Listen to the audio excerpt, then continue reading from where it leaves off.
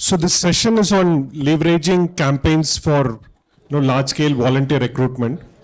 One of the things that we wanted to uh, bring about in this session was getting volunteers back to volunteer in NGOs.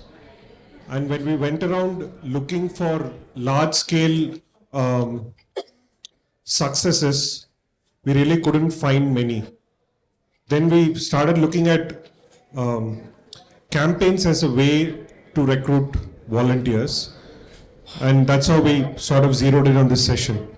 Some context at Bhumi is that every year in the month of October, we engage about 50% of the volunteers that we engage throughout the year in October. So what happens in October? Can we have a show of hands? How many of you celebrate Danutsav? Great. So I don't have to tell you about Danutsav, but I'll introduce the panel here and then we'll get started. So I'm Dr. Prahladan. I'm one of the co-founders of Bhumi. And we have Hannah here, who's come all the way from Israel. We'll ask her why she's here. Our first call, she sent a time, let's connect at 3 p.m. IST. And I sent a calendar and she said, there's no invite in the calendar. Then it turned out that IST is also Israeli Standard Time. And, after all those confusions, she's here to talk about something. So let's listen to her. So she's the director of International Division of Rutova. It's the Volunteer Center of Israel. She led the international expansion of Good Deeds Day in 2012, which has now become a global movement across 100 countries. Millions of people have participated in Good Deeds Day, and she leads a global team that strengthens the volunteering across the world. And Rupali is an urban and regional planner, has been working in the sector of development planning and housing for the past 19 years. After spending years with Aga Khan Development Network for Habitat Development and Social Development Programs, she joined Project Mumbai during its inception as head of projects and leads planning and lead planning and strategy and operations.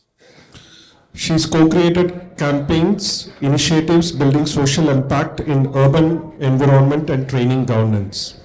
Her work focus is on implementing action-oriented, citizen-oriented volunteer initiatives. Except for, we did struggle at Bhumi also in 2020 and 2021.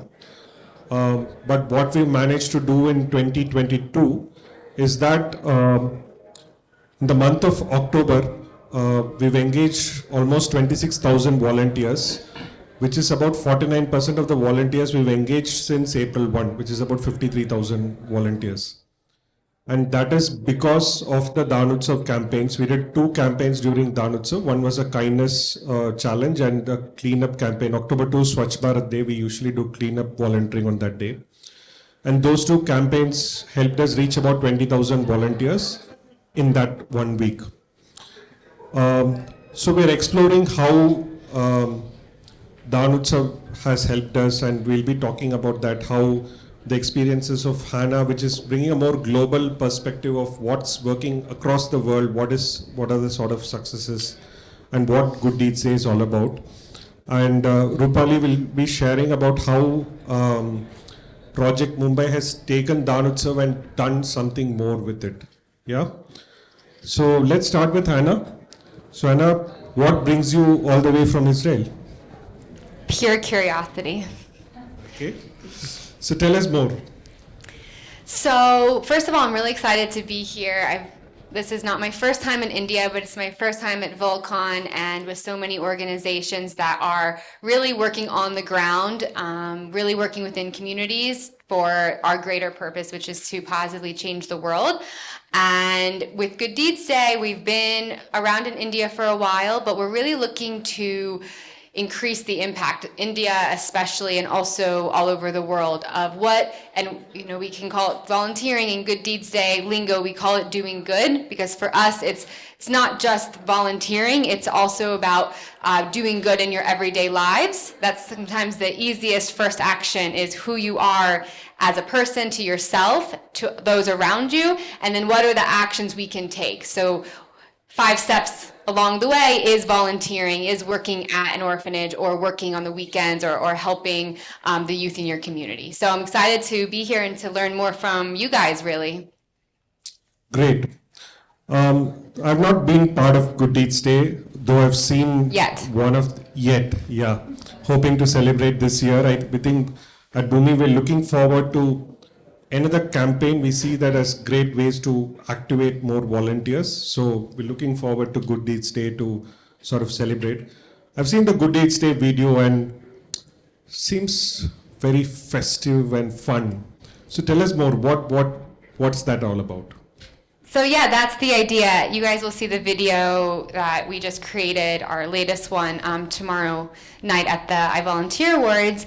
But we are all about making volunteering or doing good fun and a celebration of doing good, of the work that's already been happening, because that's really the best way to get more people involved, right? If you want people to come to something, you have to make it fun, you have to make it enjoyable. If you want people to give up their own free time, or which it's all free time at the end of the day, then you have to give people a real reason to come out. So what we do is, Good Deeds Day is one day of the year. It's always in end of March or April.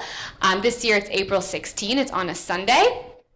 And this is the peak day, the pinnacle day of doing good around the world. So on this day, we have lots of celebrations. So lots of not just regular projects, volunteering with organizations, but also public big events where there's entertainment and music and just pure fun. There's also a volunteering component. There's also NGOs and different booths exhibiting what it is that they do and offering ways that people can get involved. Because when you mix the two, that's really where the beauty lies. And as I was talking to someone today, he's like, oh, you're trying to make volunteering cool. And I was like, yeah, we are. We're trying to make it like a cool thing for people to do, but also something that you can bring your family to a fun event.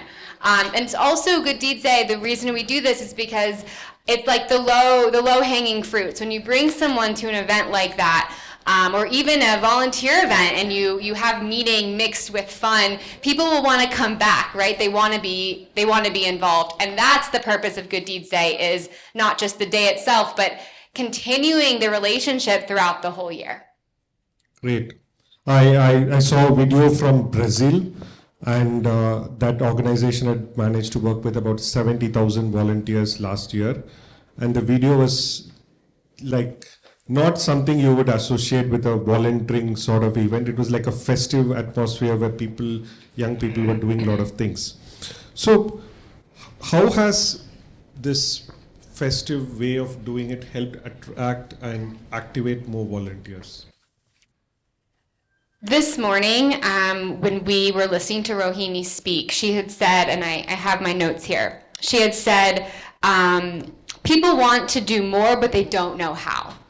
And she also said, we have to make it easier so that volunteering is done in a routine way. That's the idea that we had around creating these fun events or just fun volunteering projects, is because if you make it super easy and you make it super fun, then people will actually want to come. And that's the first time maybe someone's coming out to even volunteer to begin with, right? And so we want to make it super accessible for people so that they want to stick around. And then with the events, this could be an event that they happen to stumble upon because they're out on a Sunday with their families or friends, or maybe they saw an advertisement of come out to some volunteer Good Deeds Day. There's going to be a headliner, entertainment, and learning about this, and you can volunteer. Okay, that sounds like a fun thing. I can do that, or corporations doing that. That's the way that we're really able to capture people, to get their interest, but also connect to something that they actually care about. Great. I don't think we celebrate Dan Utsav that way in India. Yeah, so that's very different from how we do it. Yeah. So how do you guys do it? And what does it look like from Bhumi's perspective around the campaigns that you guys are running? I'll talk about Danutsav first. So Danutsav has been around since 2009 as the Joy of Giving Week, and a few years later it was renamed as Danutsav so that it becomes more accessible. Bhumi has been part of Danutsav since 2012, and we used to then only do education programs. That's when we started doing civic volunteering. So we took that campaign sort of more to get more people to volunteer. The first year it was about getting people to give 5 hours of their time, and we managed to reach about 1,500 volunteers. It's been growing every year, and like I said, most years since then it's resulted in about 50% of the volunteer activation in that whole year. 2021 we really struggled after the COVID wave and things like that. People were not ready to come out. This year we made a lot of changes and it's really worked out for us. Wow, that's really great. I know I'm probably the only one in the room that doesn't really know exactly what Danutsav is, but can you share a little bit about the idea behind it and how people are joining or organizations are utilizing it? Or can utilize it? Yeah. So Danutsav basically is about promoting generosity, celebrating generosity in that one week, and make so much noise about it so that people are then more generous throughout the year also. It's a celebration of generosity, but it doesn't mean that you need to be generous only during that one week. It's only to create so much giving, concentrated giving, getting more people involved, so that all that attracts the people who are sitting on the side waiting for other people to also join the fund. I think that's Danutsav. It's not, I think, a difference between how Good Deeds Day has started and probably how Giving Tuesday has started and Danutsav has started is that there's no organization that really owns and curates the festival. It was started by a group of volunteers, and they imagined that it would be community owned. And how some volunteers explain it is that Diwali doesn't have a website, Diwali doesn't have a Facebook page. Why does Danutsav have to have a Facebook page or a website? That would be the sort of ideal thing. Everyone celebrates Diwali, so everybody should celebrate giving during this one week. So I think that's a big difference between how Danutsav has grown and how other festivals globally have grown. But what that has allowed it is a very community-owned, community-led sort of way of celebrating it. Anyone can take Danutsav and celebrate it in their own way. I'm reading this book called New Power. It's by one of the founders of Giving Tuesday. You should read that book. And in that he says that it's not a movement unless it moves on its own, without you. So I think that's what Danutsav is, right? Like, it's just those weeks, just people get together and do it without an organization sort of pushing things, right? And that has allowed us, in Bhumi's context, it has allowed us to partner with several organizations. Like this time we partnered with about 31 educational institutions and about 30 other non-profits to reach this scale of volunteering during that week. Wow, that's really great. And it does sound very similar to Good Deeds Day. We do have a website, it's gooddeedsday.org, and there is a movement. We are pushing the movement along, I would say, but that's really the whole idea of the initiative of Good Deeds Day, is that any person, any organization can join in a way that is meaningful to them. And people always say, what's the theme? How do we do it? What should I do? What's the project? And it might be a frustrating answer to hear because sometimes people want guidance, but doing good. This is the theme. This will always be the theme. What that looks like to you personally or to your organization is really up to you. And so the idea is that people are taking part in meaningful ways, and it's these meaningful ways that we're able to make a change and a huge change in the world and in our communities, of course, too. Great. So, Rupali, how has Project Mumbai been celebrating Danotsav? When did you start and Yeah, so I think Danotsav is something that we resonate to Project Mumbai being its inception. 2018, when we started, we came together, a couple of us, and wanted to do something.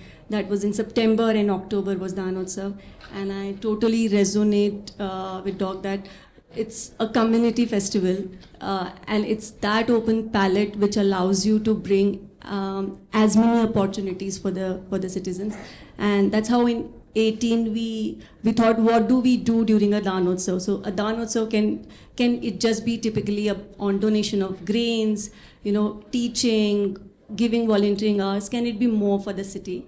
That was the time when we said that why can't we look at some causes for the city where the citizens can come forward to, and there could be a donation, a dan, but of a different nature. So we call it the plastic waste movement that we started. So that was the first Danotsav that we did in 18. Had a huge traction from citizens who came forward for a cause of environment to say, I'm going to collect my plastic waste and I'm going to give it to you on this Danotsav for 8 days. 8 lakh people in Mumbai came forward for donation of plastic, and we kind of give it away for recycling. And what we gave back to the city was a part of a Danotsav, the benches given back to schools and colleges and gardens. Essentially in 19, again, we at the onset wanted to do something again with Danotsav, and we brought the aspect of getting more awareness and behavioral change. So we got more communities join in, housing societies, schools came in, and we made it in a very collaborative way on to say, plastic is one, what else can you donate? Now, these are simple opportunities. They were like at my doorstep and I didn't have to do much. And that's what we realized, that the most simple of volunteering is, can it be just something that I can do just in a minute? It doesn't take so much of time, it doesn't take so much of thinking, but yes, I'm doing something. And that's an act of giving. That's how Danotsav. And then during COVID also, I think we were very fortunate that in spite of all the lockdown, when we decided that there were grains to be distributed, so we said 1 kg of plastic will be double the grain given to the needy families. I think that's a point when we realized that Mumbai has so much of giving to an extent that even during COVID, people came up with cars filled up with the plastic waste and gave it to us at the drop point. So, and now this year, Danotsav had taken something called as Mumbai Gives. So, Doc, this is a larger campaign that we created, very collaborative space where not just citizens, but NGOs, partners, corporates joined in, and there were 10 causes taken. Every day there is a cause to donation. We called it Mumbai Gives. We've also got schools this time. I think in the morning when Rohini was speaking, and there was a question on how do we inculcate children into the act of giving or volunteering. So this time we have created a very small comic book with Amar Chitra Katha, and I think all of us here, many of us here know Amar Chitra Katha through our childhoods. So it's a small booklet on volunteering which we have created for school children, that is through Mumbai Gives, has been given to the communities. So for us, I think Danotsav have always become a pioneer of something that you do collectively, bring a lot of collective goodness, but not just for an individual, but created for a larger community. And what better than my neighborhood? So that's where it has been resonating year on and on.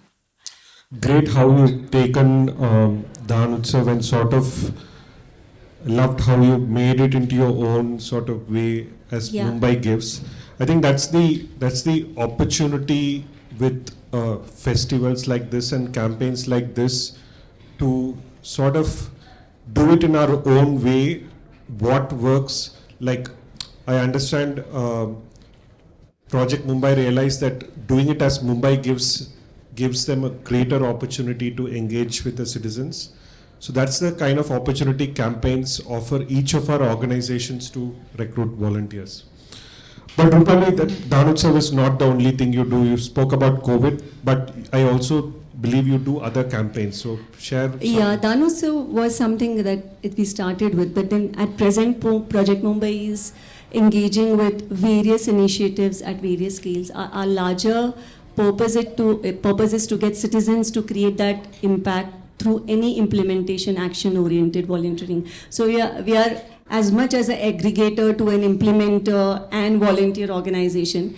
Every month we create opportunities for various stakeholders. So now for us, we are trying to now focus on hyper-local volunteering groups. So we are creating hyper-local volunteer groups in Mumbai, which says that in my neighborhood, I'm going to have 10 lead volunteers. And that's also when you bring the volunteering into a more structured manner.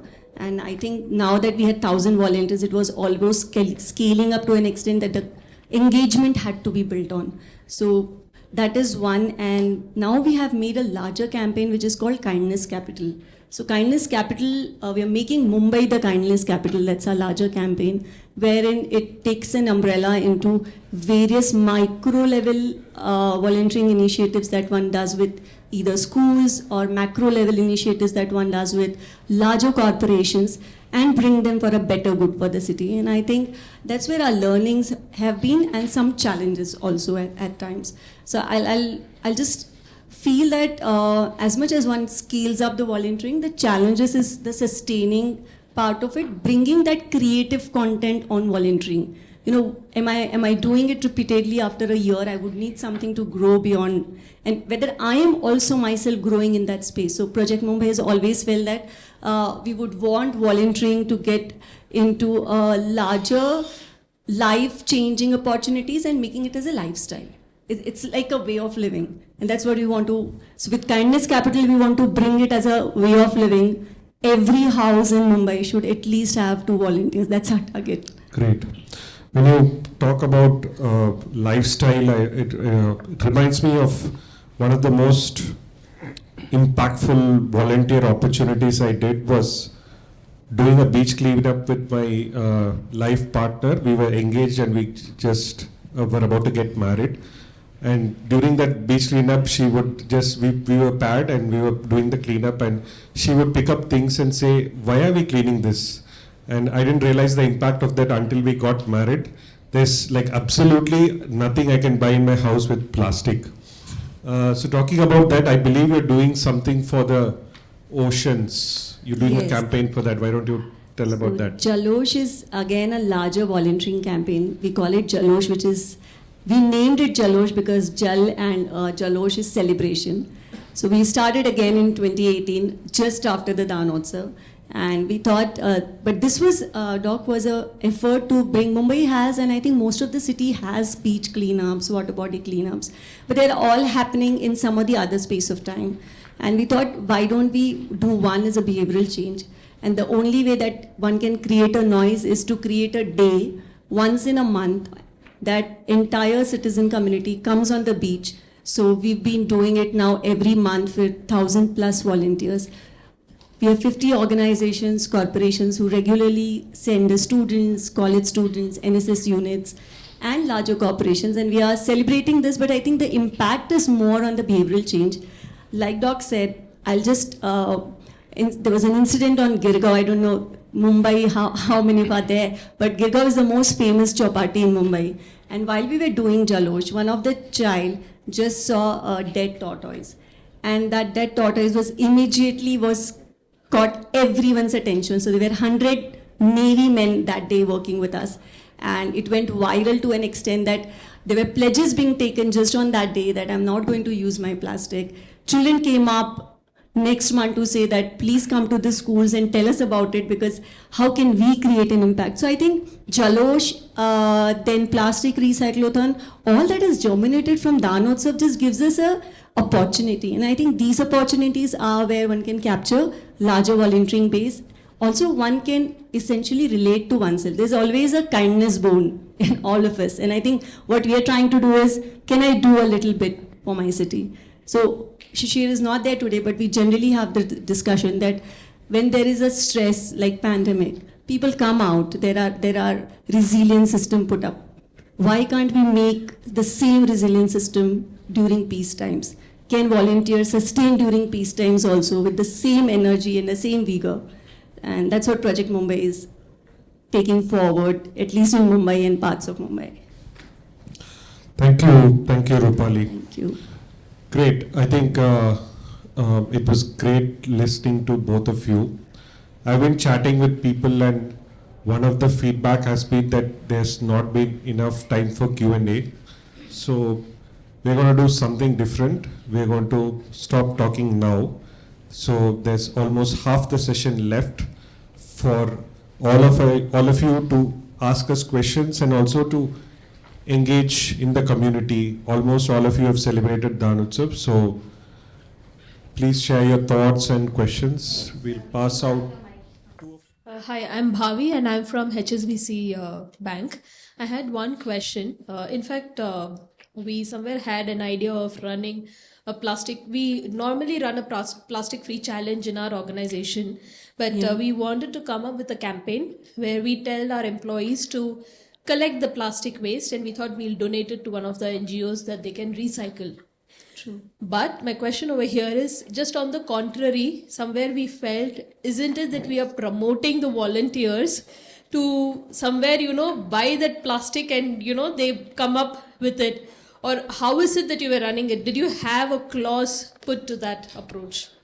Yeah, no, I think interesting. There's a part of a process which I think, because we thought we'll keep it very short. Okay. So for us, it's not just collection, it's also about awareness building. So the first step is that the volunteers are given opportunities to go speak to the communities. There are feedbacks taken, awareness being shared, and that's where we come on a platform to say that having said how much of it that I want to give it away in terms of my day-to-day use. And then beyond that, if there is something that I can so we say in Mumbai, don't send it to the landfill, don't send it to the neighborhood, send it to us, because governance will do their own part, but can volunteering help? So I think awareness definitely is a larger part of it, and that's where even corporate volunteering also, when we are focusing, our part is to, probably I'm very disturbed with those plastic bottles sitting here, so the part of it is to create that awareness at that level before we actually jump into the act of giving it. Okay. Yeah, in fact, why I came up with this question is in HSBC we have a climate action network program running separately altogether, being a part of the corporate sustainability.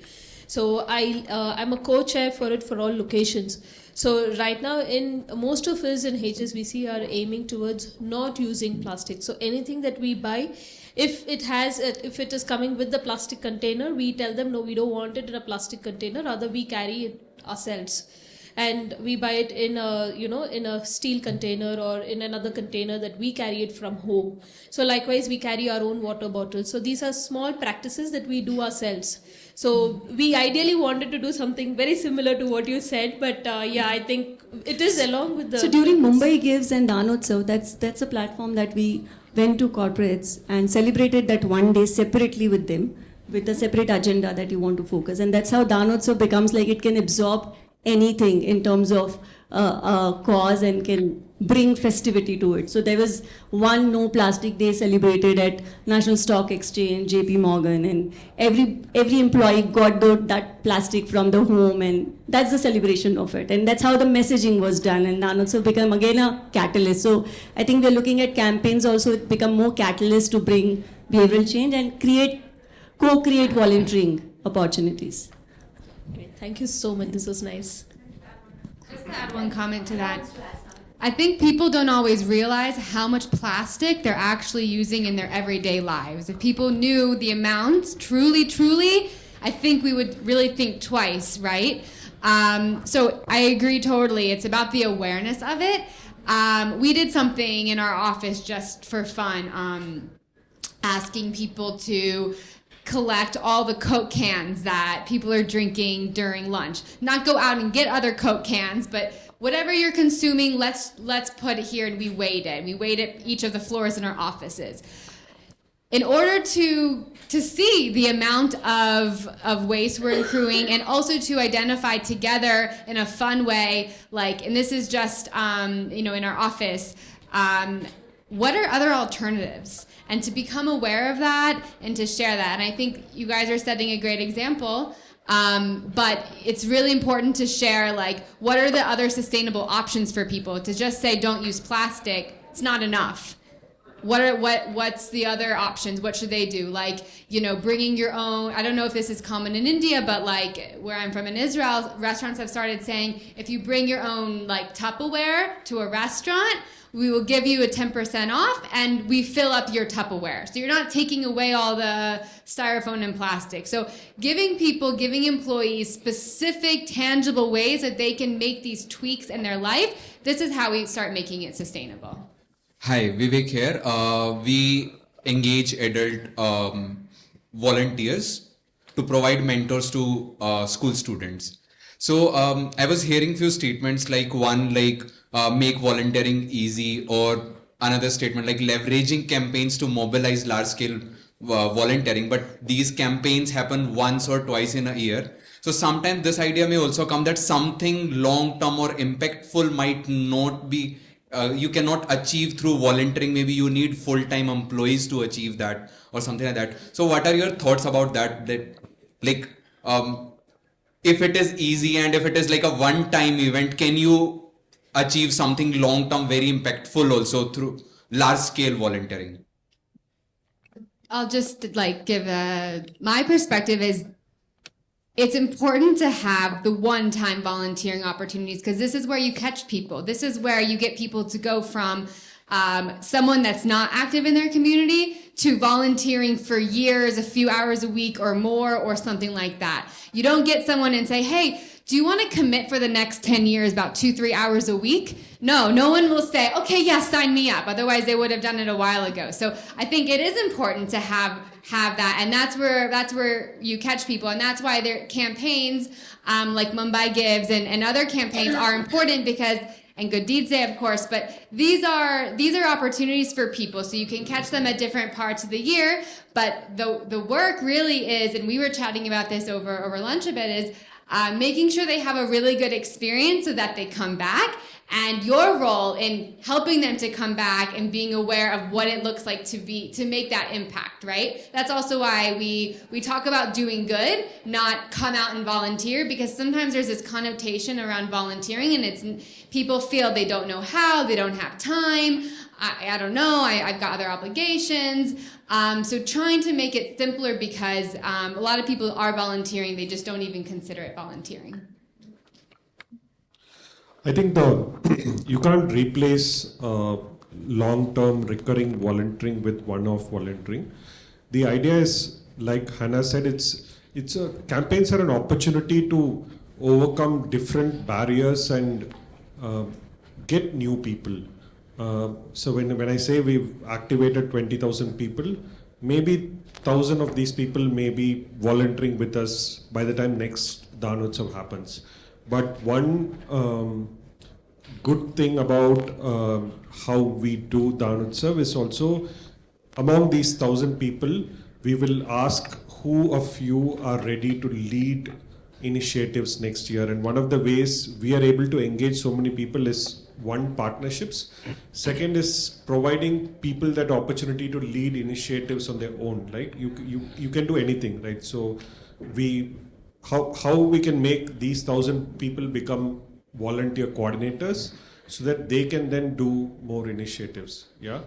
And this is, look at it purely as an activation and engaging new volunteers, supporters.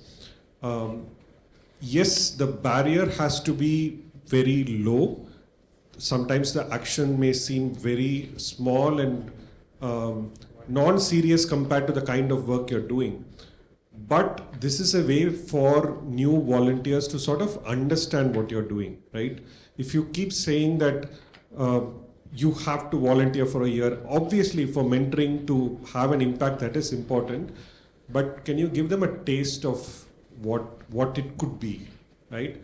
And festivals like Danotsav, Giving Tuesday, Good Deeds Day, all these things, what they do is promote a much larger idea, right? You're promoting generosity, you're promoting giving. Through that, they're just connecting with it, and we'll see where it goes, yeah? Hi, I'm Bindi. I'm setting up a platform to engage youth to use their time and talent to fundraise for nonprofit orgs. Just have a question. I mean, I think we're talking of campaign-based volunteering and then obviously sustained volunteering that Bhumi does. And is there a way to actually like track or study the behavior change patterns that cause them to move from campaign to volunteer? Like, how do we get, like you just said, Doctor, 20,000 to 1,000? How can we get more than 1,000, right? Like, so from, point 0.5, like, we're talking about 5% conversion to a 20% conversion. Is there a way to study that data? You've been working for years now in this space. Just wondering what causes that shift in their mind to make this happen. So we are not doing it only to make long-term volunteers. We are also celebrating giving and generosity.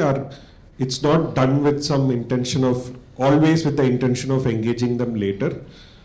It's an interesting thing to study. Probably Rupali may have a different answer for this, but we are just looking at celebrating giving, celebrating generosity. The 5% is, I said, probably it's like that. I'm just, because some of the actions are very like doing an act of kindness, doing a one-day cleanup is different from going to a shelter home week after week, preparing for those classes, teaching the child, struggling with the child. The children are naughty, struggling with all that and keeping on doing that. So I think it requires a very different type of commitment, and it's volunteering, so people should sign up for that. And we're not necessarily targeting that. Yeah, I would say that, and maybe Rupali will have more to add. No, I totally agree. Campaign volunteering and sustained volunteering. We're not here to kind of even make a judgment on that. We're not even here to. What I give in terms of volunteering made my hours, my skill, my time.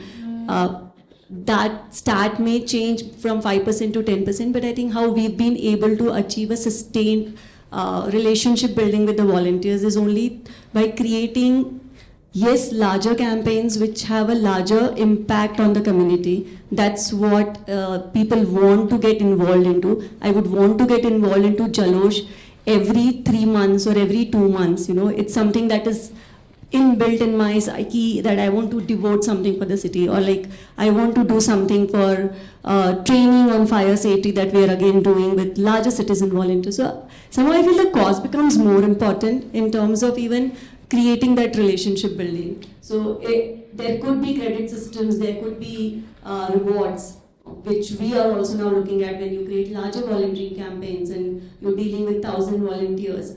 Those 1,000 in 500 or 100 would be such that every campaign they are with you. Now, how do I see myself as a volunteer? That's where we thought we are building this hyper-local leaders now.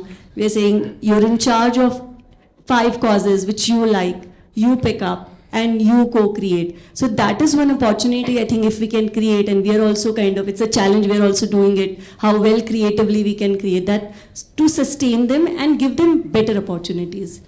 So with Project Mumbai, I think that co-creation has helped us do some retention on volunteer and relationship building.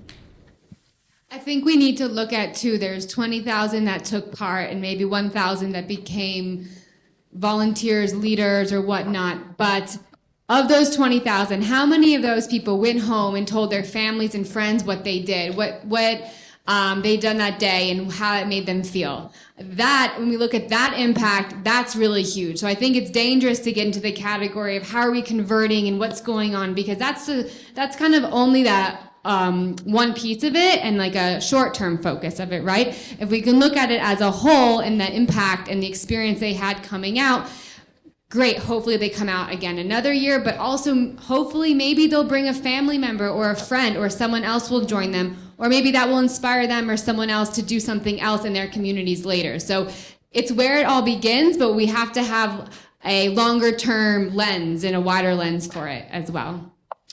So my question is, once it comes to campaigns, they are very short-termed in terms of duration, in terms of engagement. It might be a longer engagement. But one of the things that comes from the corporate lens is the fact that Is if that is a insurmountable sort of challenge, then focus on the volunteering, which is why all of us are here.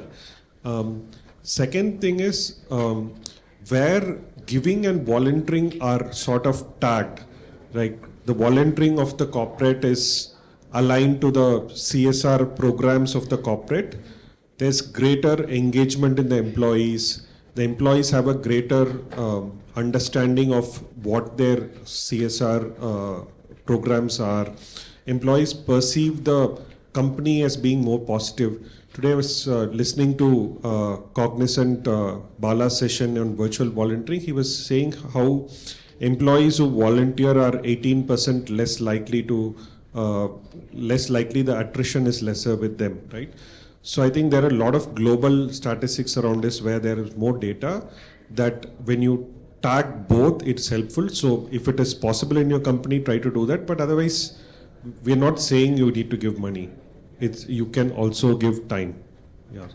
Myself, Arun Kumar. So we are an NGO called No Food Waste. The food should not be wasted and given to the needy people. So before COVID, after COVID, actually before COVID, usually with the voluntary engagement is plenty of opportunity to. Since now after the COVID, there is plenty of virtual things are happening. The work from home, like that. There is a plenty of things. But I really admire your lot of volunteering campaigns during the COVID time. So how we are mobilizing the campaign, those which is related to the organizations, like if the food waste which is could he able to take a time because of volunteer have to given the food to the needy people immediately, but the plastic and all we can go and hand over someday whenever they're having time, like that. There is lots of time to take it now. So I just want to check it out how we are just creating a campaign with your agenda and also the volunteering the things are there. Yeah, so part one, during COVID, I think food delivery or food waste or grain delivery was, I would say during COVID it was much easier because people took charge of their own areas.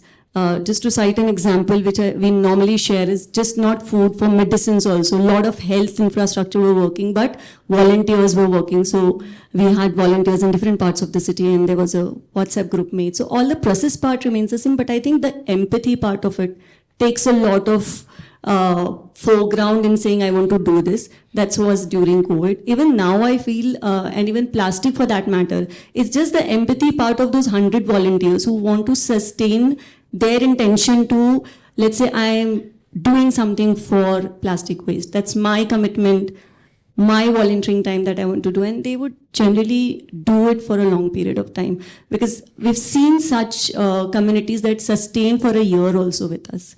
So I think it's the empathy and the inspiration part of it.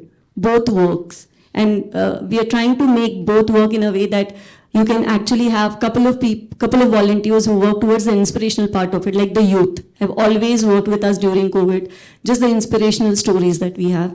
And then you also have volunteering for elderly, seniors, where the empathy part has worked with us. So I think that's where the goodness of Danotsav and the goodness of doing something for volunteering has been the catalyst mostly. So what I want to ask is that when you're designing campaign for a specific day, right, for Good Deeds Day, during Danotsav as well, this happens, right? There are people who don't align with that specific date, timelines of that campaign, and we want them to volunteer, we want them to join the movement, but it affects the impact of a specific campaign. How do you do that? Or would you choose the impact of the campaign? Would you choose more people volunteering eventually? Yeah. I'll just quickly share. I would choose more on the people and opportunities than the impact, because it's the festive is for that. The festive is that even if it's for one time and if I create 10 opportunities during that entire week, like in Mumbai Gives, every day there was one opportunity done at railway stations, at schools. So we personally feel that one impact can be later, but the opportunity to do it once, that will create the momentum. Yeah, Hannah. I would agree. And also for Good Deeds Day itself, yes, it's one day of the year. This year it's the 16th of April. However, it's really morphed into the month plus or minus, March and April around Good Deeds Day. First of all, Good Deeds Day being global, the date will never work for everybody in the world, like ever. People say, why do you do it in April? Why not this? Because it won't work for this country, or it falls on some queen's birthday. Like you don't know. So what's important is that it's to take the concept, the idea of it, and say, okay, so for us, it works to do it a week after the international date. And many people do that. Many people do a week, many do a month, many do it a week before, and use it as an opportunity to catch people. I volunteer, for instance, in India, historically has done it over a month and tagging different projects across the month around Good Deeds Day. And that's the other thing that I think is important to know too, is you don't have to always reinvent a new project or do a new thing. If it's, the Festival of Giving is in October and you already have, you have things, tag it as that. You don't have to create something from scratch. Like, I think we need to use these days as a way more strategically, not creating necessarily more work, but thinking how can we change the messaging or make it more inclusive or join another initiative so maybe someone would relate to that, and that can also expand and reach more people. So finding different ways to relate to the people and also kind of opening it up, and giving it as a month is a great example of like tagging projects. Some are family, some aren't, some corporate, whatever, that people can join in and still be part of that celebration. I have a slightly different perspective. See, Diwali is one day. You can burst Diwali crackers for a few days before also, but 99% of the people will do it on that day. I think it's okay to be flexible. You can celebrate Diwali even today. Like today is Diwali for volunteering, Volcon is happening. But can it become so big that you prioritize those actions, that you don't make excuses for Diwali, right? This time I was feeling bad. I was missed Diwali because we were at the World Volunteer Conference and we booked our tickets few months before and then realized Diwali was happening. People should feel it should become so big. Then that's when you leverage the network effects. That's what happening for Danotsav. Bhumi is not recruiting 20,000 volunteers.